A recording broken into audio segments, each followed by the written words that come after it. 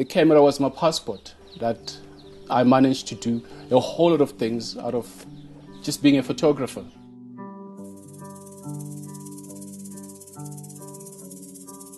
Being a photographer, and then you have to have subjects.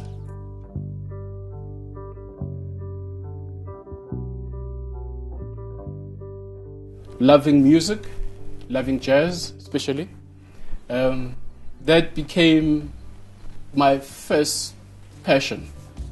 So I'll document that environment with my camera. A film is a very hard tool to use because lighting might not be right on stage, so you can't preview and see what you shot. But I still like that discipline because then that pushes me to, do you know what you're doing on stage when you're shooting on stage?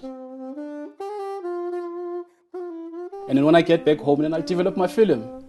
Then I will go through them again, and I know what I have.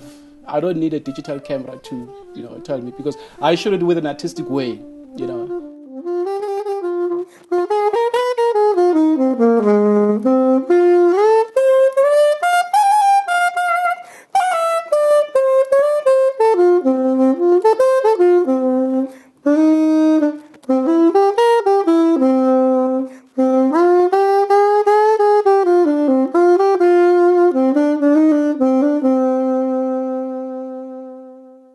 For me, photography is just absolutely gorgeous and beautiful. It's a reminder of what had happened, and it's that moment in time that maybe we felt on stage that is only personal to us, but when you see it through the eyes of a good photographer like Spiwe, then somebody else might actually get that feeling that you had when you were performing on stage. But also maybe the flip of that would be, ooh, this is such a cool photo of Ziza. Let me go and listen to her music. Let me see what this person is about. So I think it's magic, and I think it's very important.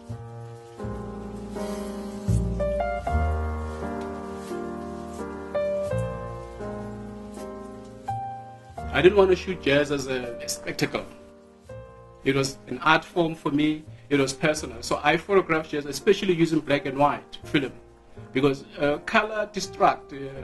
You see beauty. I want to see beauty when I see the soul of a person that is playing music. You feel the soul, you feel the music, and you connect with the person.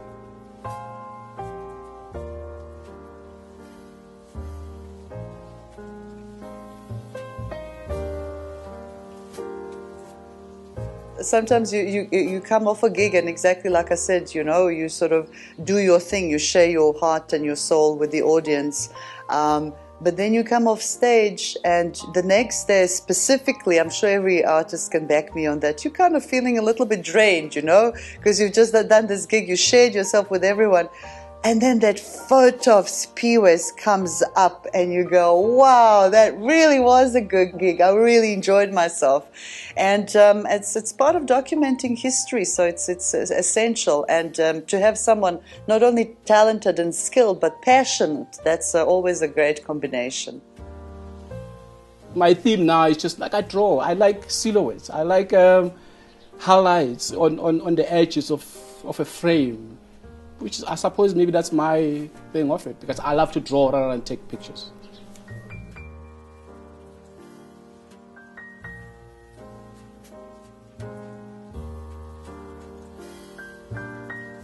There's one outside the orbit where I'm just standing with my hands in the pocket with this coat I had, and he took a photo of me smiling at somebody across the street, and it's just a profile photo, and I usually hate my profile. And I'm just standing there smiling to this person who snapped the photo. It's absolutely my favorite. I can't really use it for like PR because, it doesn't really show my face, but I know it's me. It's just that moment, that like magic of I saw something and I smiled and he snapped at that second. And so that's my photo.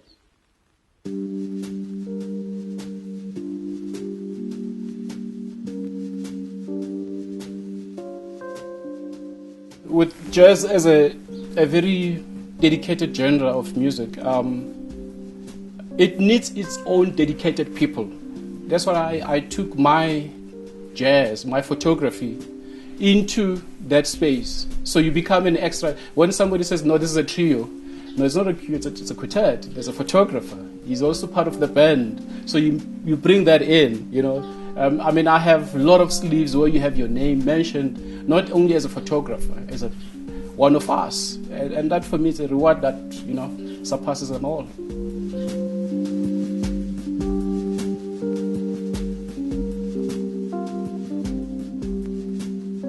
Spiwe has done so much work amongst us as musicians and has brought our performances to a larger audience who were not even at those gigs. And often when people see these pictures, they want to know what was happening here. And then one is able to retell the tale or the story of that particular performance. His way of photographing is very interesting in that he is less obstructive in his approach.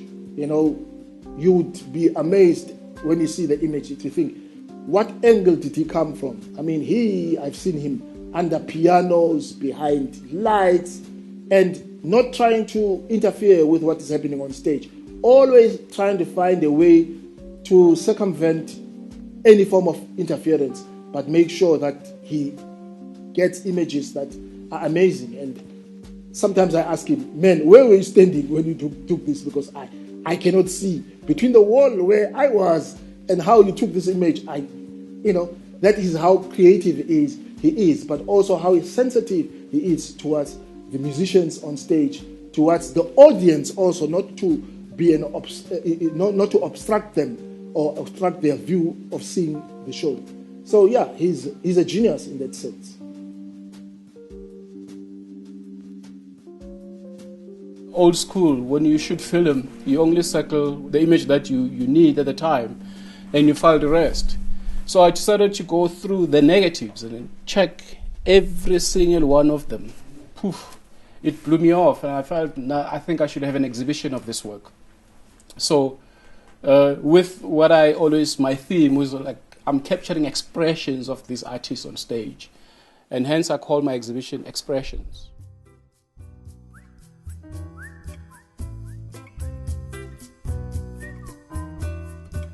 I had never seen a statesman in any exhibition, and many jazz guys, many elderly people, it shows that Spiwe's work is special, and Spiwe is highly regarded as one of the best,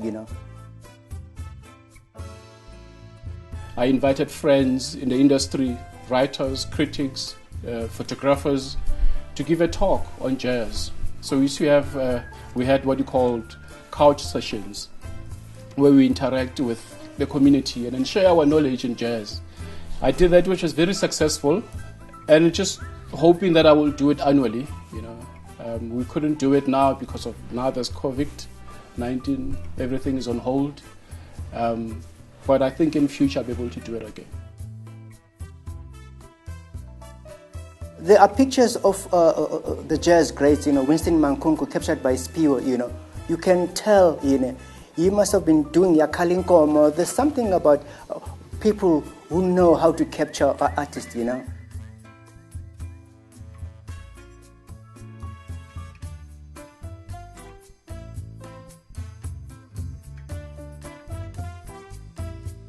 Me having that exhibition was like, okay, let me highlight to you the gem, the beauty of this country, the jazz artists that we have that you don't appreciate. You see them going by every day.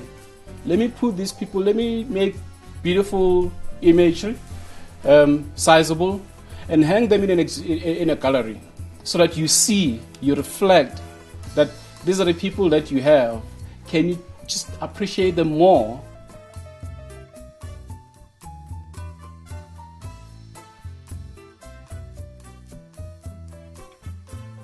Usually as independent artists, we don't have all the resources to capture and package what we do well. And Spiwe has come through so many times doing photo shoots and helping us prepare footage that we use on stage when we perform. and for that I'm truly grateful. And I love the fact that Siphiwe captures all kinds of artists, from new entry artists to well-established artists. And for me, that's a sign of really a passionate storyteller more than just a photographer.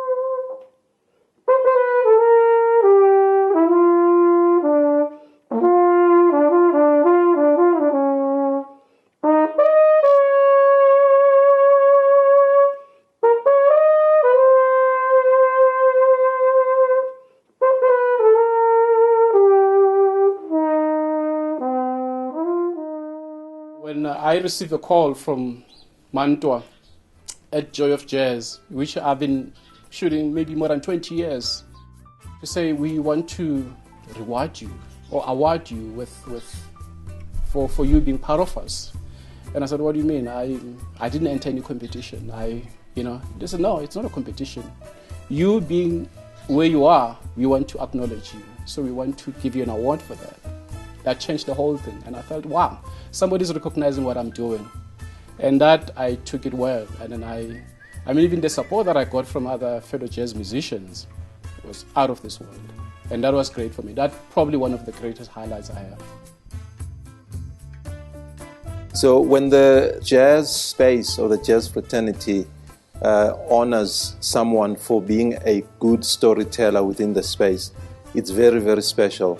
So when Siphiwe was honored at the Standard Bank Joy of Jazz last year, it's a moment that many of us looked at and felt it was well deserved, and it was a long time coming. I think there are very few of us that have not been captured by Siphiwe's lens, and we love him for that.